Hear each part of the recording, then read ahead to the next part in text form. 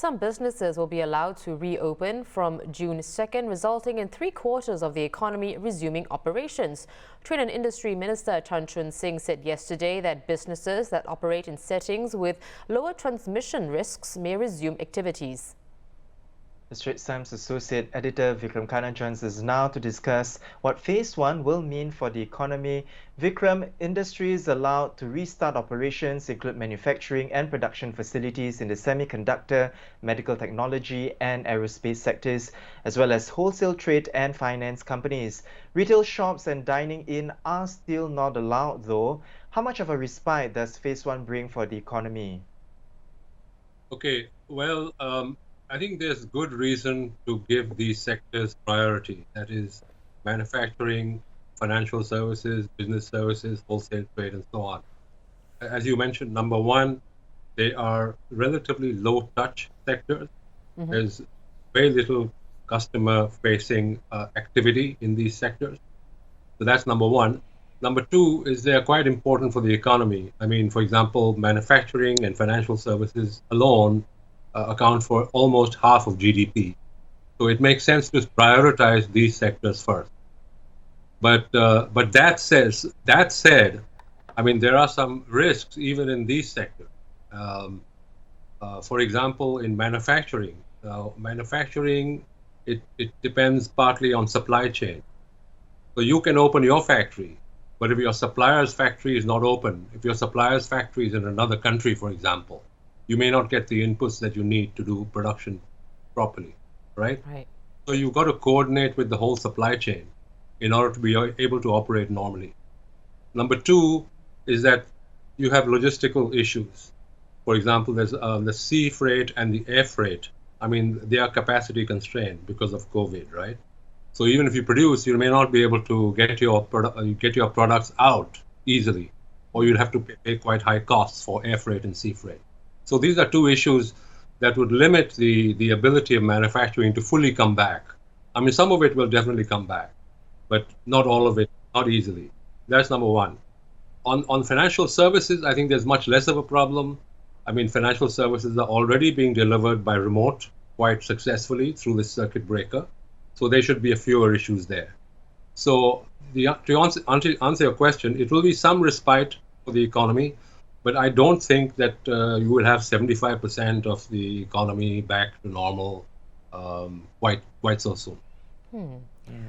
Vikram, let's zoom in on the badly affected F&B sector for a little bit. The Business Times reported 159 secessions last month. What does Phase 1 spell for this sector? Well, they can't take part in Phase 1. So they are Right. a Phase 2. They are a Phase 2, and that will come after some weeks if Phase 1 is successful. But the issue there is that even if they are allowed to open, they will have to put in place social distancing norms. For example, restaurants will have to, have 2 meters between tables and so on. That means they'll have to operate at much below capacity, right? Now, taking into account the fact that a lot of people will not go to restaurants, even if they are allowed to open. People may not have the confidence to go. So you will have much reduced business in these places. And I think some of these establishments may need to determine whether it's worth their while to open with and operate at 30% capacity and to meet their overheads. They may conclude that it's better to remain closed rather than open and run losses. So the same is true of gyms, for example. I mean, how many people will go to gyms and use equipment shared with other people? It's an issue for them. So I think a lot of these establishments, some of them will open, some of them will manage to cover their costs, but I think a lot of them would have much reduced business and may not be able to open or may not be able to be profitable. So these establishments, I think, will continue to need government support, even though they're allowed to reopen. Right. And talking about support, Vikram, Deputy Prime Minister and Finance Minister Heng Swee Keat will deliver a fourth budget statement next Tuesday, May 26. What are new measures or enhancements are you expecting this time? Well, I think this would be an opportunity to recalibrate some of the measures in the earlier budgets. For example, I would say that there are some sectors that are better able to stand on their own feet. For example, financial services, I mentioned, telecoms is another one, maybe IT services is another one, maybe supermarkets is another one. I think these sectors will not continue to need job support scheme and so on. So you can begin to phase out this scheme for some of these establishments, right? Then, as I mentioned, for more vulnerable establishments such as the food and beverage sector, the retail sector, I think there would need to be continued support. I think for the self-employed, there would still need to be continued support, maybe an extension of the SIRS, what they've been given, or an enhancement of SIRS. Mm-hmm. I think there would also be need for support for the unemployed, more support for the unemployed, more automatic support for the unemployed, where you don't have to apply. If somebody loses their job, they're automatically eligible for support, that sort of thing. Then there are some radical ideas that some people have suggested. I'm not sure the finance minister will go for it. One of them is that the government should take equity in certain companies, give them an equity infusion rather than make them take loans which they have to pay back. That's an interesting idea. It should be on the table for discussion. I don't know if it'll go anywhere, but it's an interesting idea.